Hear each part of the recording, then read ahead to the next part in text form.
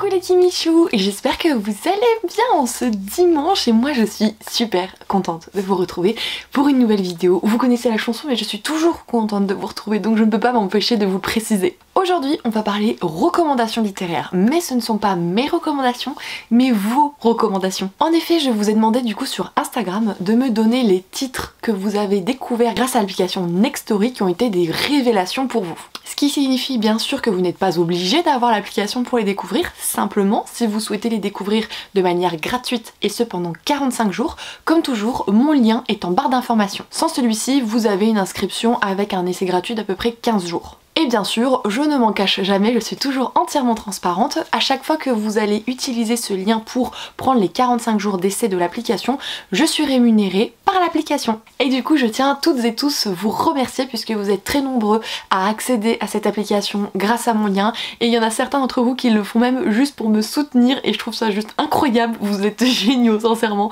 Enfin bref, je vous remercie en tout cas pour votre confiance et j'ai des retours tellement positifs de votre part sur cette application que je suis très heureuse que vous preniez en compte un tout petit peu ce que je peux raconter. Suite au sondage que je vous ai mis sur Instagram, donc tout d'abord merci à toutes et à tous pour votre participation. Il y a eu beaucoup trop de recommandations donc je n'ai pas pu tout mettre. Ce qui signifie que j'ai sélectionné 10 titres parmi la longue liste que vous m'avez énumérée. Ce que j'ai fait c'est que j'en ai pris 5 que j'ai moi-même déjà lus et donc du coup je vais pouvoir échanger avec vous et 5 qui sont dans ma palle ou pas du tout, mais ils sont quasiment tous dans ma palle. Je vous propose de commencer par ceux que vous et moi avons déjà lus. D'abord, l'un ou l'une d'entre vous m'a cité notamment La passeuse de mots de Jennifer et Alric Twice aux éditions Hachette. Donc vous allez voir, à chaque fois vous avez la couverture à côté de moi, je mets pas forcément des captures d'écran en fait de vos commentaires parce que je trouve que j'arrive pas à détourer, ça fait moche. C'est un roman que j'ai découvert lorsque j'étais enceinte, donc c'était à la première moitié donc de 2022. Et avant de vous dire un petit peu le pitch, il faut savoir que moi j'ai eu une lecture en dents de scie pour ce roman, mais au final c'est une lecture que je garde en mémoire, une lecture que j'ai adorée à tel point que j'ai le tome 2 dans ma pile à lire. Sur l'application d'ailleurs celui-ci est disponible en audio, comme la suite que je vais me faire en audio également. Parce qu'en fait je l'avais débuté en version papier et ça ne me sied pas. Je sais pas pourquoi le papier avec cette histoire ça n'allait pas, les pages ne tournaient pas, c'était très lent comme rythme et j'arrivais pas, ça me bloquait. Du coup je suis passée à la version numérique, alors là par contre les pages elles sont défilées et je n'ai rien vu, je n'ai rien compris de pourquoi il y a eu un tel changement entre du coup les deux formats, mais j'ai forcément davantage apprécié ma lecture grâce à la version e-book. Il me reste quand même des bribes de souvenirs du synopsis, donc je vais vous en toucher 2 mots. L'univers de la passeuse de mots est assez riche et assez complexe. On va suivre une demoiselle, somme toute assez lambda, qui est fille je crois de pâtissière pour le château, donc en fait elle aime bien un petit peu s'occuper de tout ceci, d'aller emmener les pâtisseries, etc. Sauf qu'un jour, eh bien, le royaume ennemi va attaquer notre royaume, en tout cas celui que l'on suit. Et en fait, suite à cette attaque, il va y avoir certaines choses, il va y avoir une révélation. Notre héroïne, je crois que c'est Arya d'ailleurs, Arya, elle est ce qu'on appelle la passeuse de mots. Elle est la clé en fait pour faire en sorte de reconquérir le royaume et de combattre l'ennemi. Et pour ce faire, elle a une mission, elle doit trouver les mots. Parce qu'en fait, les mots, c'est pas juste bonjour, au revoir, etc. Les mots ont un pouvoir dans cet univers. Et pour les trouver, il faut faire différentes quêtes. Et au fur et à mesure de ces quêtes, elle va être accompagnée de protagonistes qui vont donc la rejoindre pour former un petit groupe bien sympathique dont elle est la seule fille. Et en fait c'est ça qui peut être un peu chagrinant parce que ce roman il est très apprécié ou pas du tout. C'est-à-dire que le rythme il est très saccadé mais c'est aussi compréhensible. Ils vont partir en mission, chercher des mots etc, ils vont trouver le mot en question et il va y avoir un petit temps de latence, le temps de se ressourcer, le temps de s'entraîner un petit peu et hop on va à la recherche d'un nouveau mot etc. Donc c'est pour ça vraiment la lecture elle peut être en demi-teinte mais c'est tout à fait logique. J'ai beaucoup apprécié l'évolution du protagoniste principal mais les protagonistes secondaires, mazette, je les ai surkiffés sincèrement. C'est tellement drôle, en fait ils apportent tous quelque chose, vous avez le mec un peu sérieux, le mec d'expérience, un peu la tête sur les épaules, vous avez l'autre, vous savez pas vraiment s'il est humain ou pas, l'autre trou du cul qui est un voyou de l'espace. Enfin, on dirait qu'on a mis tous les ingrédients un petit peu dans une popote et qu'on a sorti une grosse tambouille. Franchement là-dessus c'est hyper original et c'est tout ce que j'aime. Du coup forcément moi je rejoins la personne qui a cité ce roman, moi je peux que vous le conseiller bien que je vous ai expliqué un petit peu ce qui pouvait être dérangeant. Je suis sûre que je vais écouter le tome 2 sous peu mais j'ai déjà une lecture audio en cours et une lecture audio de prévue après donc le tome 2 de La passeuse de mots attendra quelque peu. Je valide cette recommandation. Recommandation également que je valide, vous êtes plusieurs d'ailleurs à avoir proposé notamment la saga Witch and God de Livestone aux éditions BMR. Encore une fois l'application propose comme format pour ce titre, pour cette saga, l'audio, dont d'ailleurs le tome 3 sera à la fin du mois de mars, c'est pour ça que j'ai dit que j'ai déjà un audio prévu, c'est parce que j'attends que le 3 sorte en audio tout simplement. Witch and God, c'est une saga, une trilogie dont un tome 4 va sortir prochainement qui a été annoncé sous peu. Je vous conseille de suivre les éditions BMR sur Instagram parce qu'il est possible qu'à un moment ils annoncent certaines choses, mais je ne dirai rien de plus. Et l'univers de la saga, c'est un mélange entre la mythologie grecque et le monde des sorcières. En fait, ils se détestent cordialement depuis très longtemps, et dans le premier tome, il va y avoir un mariage arrangé entre le petit-fils de Zeus, donc le dieu de la terreur, et notamment une sorcière sans don. Sur chaque tome, on va suivre une romance, donc la première c'est celle que je viens de vous dévoiler, la deuxième ça concerne l'aînée de la sœur qu'on suit dans le premier tome, donc Ella, ici il s'agit de Circé, et dans le troisième tome, on suit la romance de l'autre sœur, à savoir Méroé. Pour vous donner rapidement mon avis ici puisque vous n'avez pas encore l'information que j'ai lu le tome 2 de Witch and God et je vous ai pas encore chroniqué celui-ci ni ici ni sur Instagram j'avoue. Et bien sachez que j'ai adoré. Le premier tome ça a été un coup de cœur et le deuxième tome on l'a frôlé. En fait les romances elles sont géniales. C'est-à-dire que dans le tome 1 la romance elle est un petit peu moins profonde. Dans le tome 2 je la préfère mais il y a un truc qui me gêne dans le tome 2 et qui m'est propre, je vous en parlerai dans un update lecture, chose qui je suis sûre va être très appréciée, mais pour moi c'était trop en fait et c'est juste ça qui est un petit peu dommage. Mais la romance, je la trouve incroyable, franchement c'est pas un coup de cœur du coup à cause de ce petit élément mais c'est très léger, mais c'est une excellente lecture. Je sais que vous êtes beaucoup à avoir découvert cette saga sous peu, que ce soit avec Nox Theory ou non, et à chaque fois je vois que des avis positifs, alors pas forcément des coups de cœur parce qu'on est tous et toutes différents et on ne cherche pas les mêmes choses dans les romans, c'est logique, mais à chaque fois ce sont des avis extrêmement positif et je ne peux être que d'accord avec cela, donc bien sûr recommandation validée. Ah je sais pas si c'est moi, vous et moi, mais vous avez vraiment bon goût hein. Puisque l'une ou l'un d'entre vous a cité la duologie Rosen de Laetitia Danae, ici aux éditions Plume Blanche. On est sur un récit de fantasy orientale, un de mes sous-genres de fantasy préférés. La particularité de ces récits, de cet univers, c'est qu'en fait, on va avoir notamment la présence de djinns. De mémoire, on va suivre notamment Rosen et ses sœurs qui sont un petit peu le peuple en guerre contre l'autre un peu plus humain qui vit dans le beau palais, etc. Eux, ils sont reclus dans la forêt. Mais ils sont quand même assez craints par les humains, même si les humains, eh bien en fait, les capturent et les utilisent. Je ne sais plus exactement comment, mais en fait, ils arrivent à prélever l'essence même des pouvoirs des djinns pour après les utiliser en tant qu'être humain. Donc forcément, les djinns sont un petit peu traqués et les pauvres un peu comme du bétail. Et pour qu'il y ait un semblant de paix, en fait, Rosen et ses sœurs vont être envoyées directement au palais, dans l'objectif un petit peu de voir s'il y a des liens qui peuvent se tisser entre ces trois sœurs et les princes. Bien sûr, vous avez compris, le but pour qu'il y ait la paix, c'est qu'il y ait un mariage, mais on veut pas un mariage forcé, on veut voir s'il peut y avoir une évolution vraie et sincère entre deux protagonistes. Et le tome 1, en fait, c'est ça, on va suivre cette intrigue de cours. Le tome 2, il est beaucoup plus à grande échelle, il y a beaucoup plus de voyages, il y a beaucoup plus de rencontres.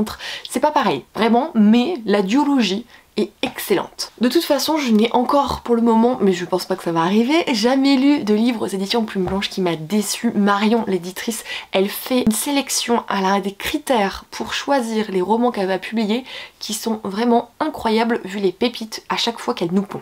Et forcément cette duologie est plus que validée de mon côté. Je vous l'ai pas dit bien sûr, mais si vous avez envie de rebondir sur les titres que vous avez lus, que vous avez dans votre palle, etc. Mais faites hein, l'espace des commentaires, c'est pour ça. Quatrième saga que vous avez recommandé. Alors, est-ce que vous voyez ou pas, mais mon espèce de banane là qui est en train de se dessiner, puisqu'il a été forcément suggéré la saga des McCoy de Alexiane Thiel aux éditions Hugo New Romance. Si vous me connaissez un minima, clairement oui. Oui, je valide cette recommandation à 3 milliards de % si c'est possible. Comme je vous l'ai dit, en fait, c'est de la new romance, donc ça se déroule en Écosse, mais avec les règles claniques. Donc vous savez, côté très patriarcal, la femme n'est rien, etc. Enfin, c'est très atypique et très historique en fait par rapport à ce qu'il y a pu avoir en Écosse. Sauf que ce qui est perturbant, c'est que toutes ces règles d'époque, on va dire ça comme ça, cette organisation d'époque, c'est maintenant. C'est à notre époque contemporaine. Donc du coup ça dénote vachement avec l'univers en général et avec ce qu'on vit actuellement, vous et moi, en tant que chanceux on va dire. Je vais pas vous en dire plus parce qu'il n'y a pas grand chose à dire de plus. Enfin bien sûr il y a une héroïne, il y a tout ça, il y a un monsieur aussi, il y a de la romance puisque c'est de la new romance. De mon côté j'ai lu les 3 tomes, les 3 premiers sur la 6 au total. Donc j'ai lu la moitié pour le moment.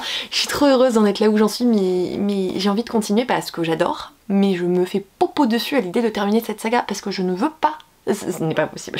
J'adore le côté machination, le côté complot politique, les intrigues, les révélations, les liens tissés. Enfin, il y a beaucoup d'humains mis en avant, beaucoup de personnages, mais ils sont plus ou moins tous approfondis au fur et à mesure de la saga en plus. Enfin, moi je retrouve rien de négatif. Alors, ce qui peut être négatif pour certains, c'est que sur quelques penchants, on peut dire que c'est dark, dans le sens où, comme je vous ai dit, la place de la femme, c'est très spécial.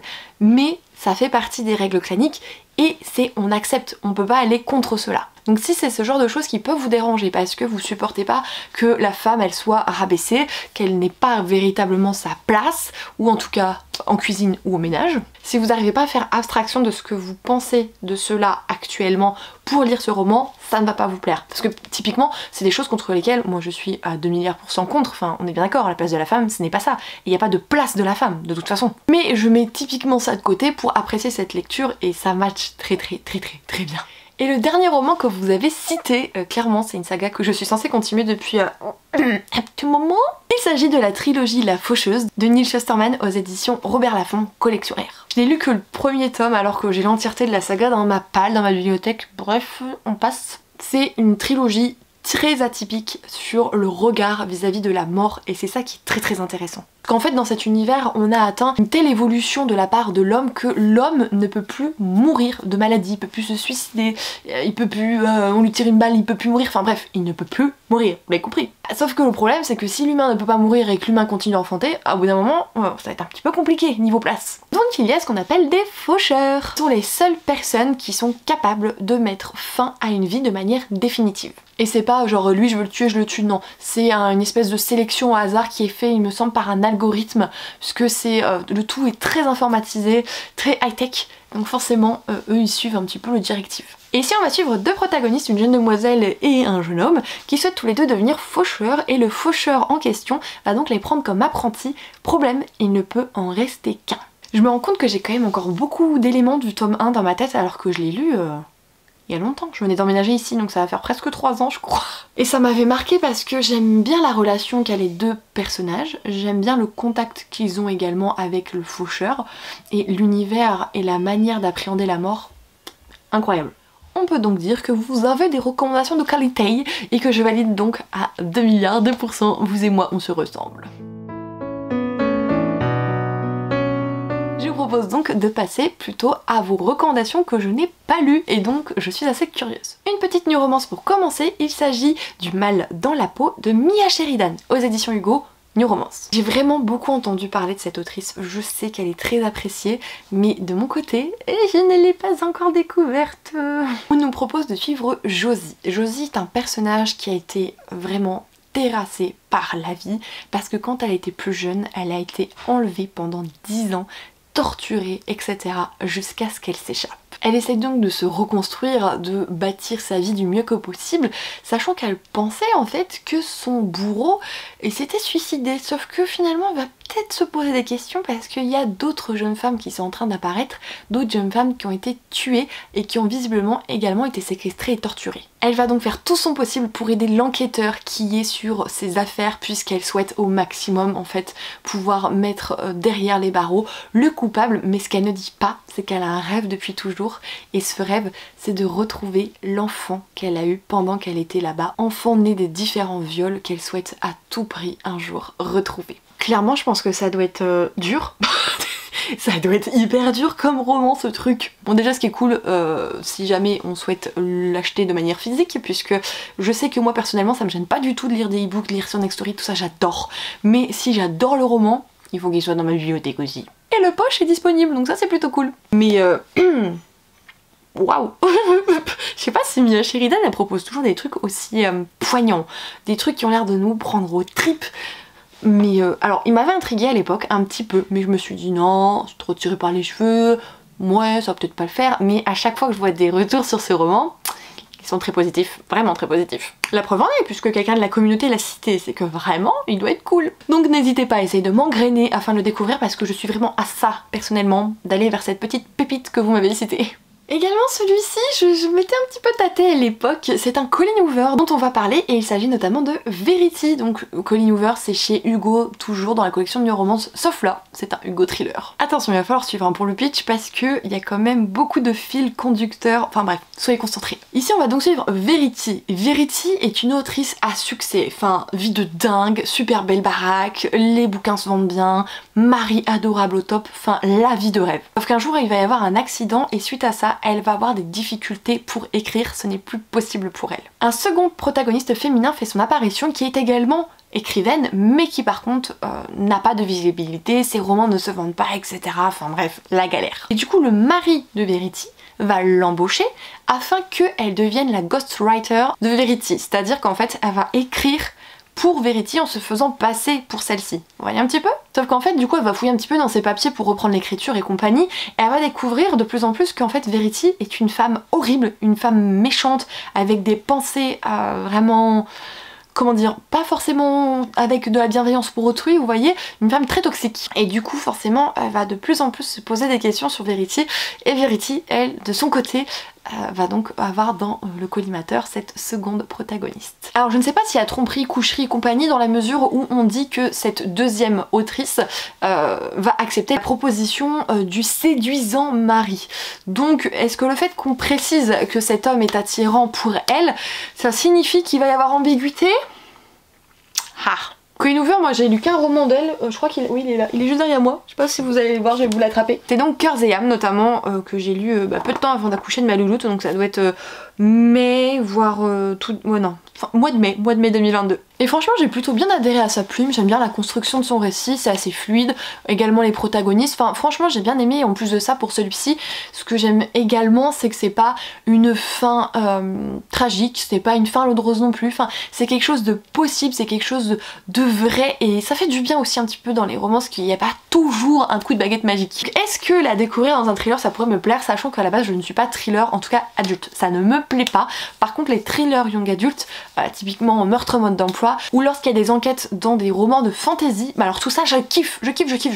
Donc du coup, j'aimerais que vous me disiez si vous pensez que cette lecture peut être faite pour moi ou non. Voilà, je vous remercie d'avance bien sûr. Nous poursuivons avec une recommandation à nouveau chez la maison d'édition Plume Blanche. Il y en aura 3 au total puisque j'en ai encore un à vous présenter un petit peu plus tard. Et ici il s'agit du premier tome, alors je sais qu'il y a 2 tomes sûrs, je sais pas s'il y en a 3, c'est donc la saga Sistra proposée par l'autrice Marine Stengel. Dans un premier temps on nous explique qu'en fait que l'univers, en tout cas l'environnement de la Terre, c'est extrêmement chaotique, on est sur quelque chose d'apocalyptique presque, à tel point qu'en fait l'humanité a dû mettre en place des restrictions sociales. Vous avez des purges par exemple aux États-Unis, mais en Europe vous avez l'application de la loi Sistra. Cette application fait que, notamment pour notre héroïne par exemple, que lorsque un couple a plusieurs enfants, les enfants vont être séparés, peut-être entraînés, élevés durant quelques années, pour un jour se retrouver et se combattre pour qu'il n'en reste qu'un. Parce que comme ils sont trop nombreux et comme les ressources ont été réduites de manière drastique, il ne peut pas avoir trop d'humains, donc si vous enfantez plus d'un enfant, et bien en fait il ne doit vraiment en rester qu'un. Donc on est clairement sur un univers dystopique qui a l'air d'être apprécié visiblement. Merci de l'avoir cité donc. C'est vrai que la dystopie on en voit de moins en moins. Bon là oui vous avez eu le dernier Margot des scènes notamment Absolu qui revient avec un gros boom dans la dystopie qui est d'ailleurs extrêmement apprécié.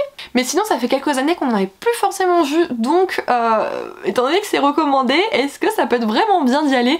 C'est vrai que l'univers a l'air assez intriguant. Alors il faut savoir que moi, personnellement, attention, dans la littérature je ne suis pas attirée par il y a un problème environnemental, la terre reprend ses droits, etc. etc. Ça c'est des choses sur lesquelles je ne suis pas hypée en tant que lectrice. Par contre la finalité, si donc le fait qu'il y a la loi Sistra, etc. Alors toute cette fin là, oui, bon, oui, vraiment. Du coup pourquoi pas, c'est un Plume Blanche que je ne possède pas en tout cas physiquement, peut-être pour le moment, mais c'est vrai qu'il m'a toujours un petit peu intriguée quelque part, de manière lointaine, et le fait que quelqu'un là le remet vraiment sur en lumière, vous voyez, ça pue pour moi. Je vous propose donc de passer à un petit bookmark, et notamment à la collection Onirique, puisque l'un d'entre vous a cité la saga Le Royaume du Nord, écrite par Virginie Decamp. Intrigue de cour, bonjour. On suit la princesse Eugénie qui en fait a toujours été dans l'ombre de ses aînés, sauf qu'un jour elle va être envoyée en tant un petit peu qu'émissaire par rapport à des ennemis, sauf qu'elle va se retrouver propulsée à la scène des complots et des intrigues de cour, chose qui n'était pas du tout prévue au programme. Surtout lorsqu'à un moment donné, pour essayer un petit peu de solidifier ces liens, une espèce d'union qui est mise sur la table, ah ça risque de changer la donne, hein. C'est un résumé qui est extrêmement sommaire, je l'entends, de toute façon c'est pas moi qui l'ai fait, on est bien d'accord. Mais moi ça me suffit à tel point qu'à l'époque je l'avais mis dans ma wishlist et qu'on me l'a offert puisqu'il est dans ma pile à lire dans la bibliothèque. Donc de toute façon, si je veux, je peux le lire en papier, en e-book, j'ai la totale. Du coup, est-ce que je suis intriguée par cette recommandation? Absolument. Est-ce que je vais le lire? Absolument.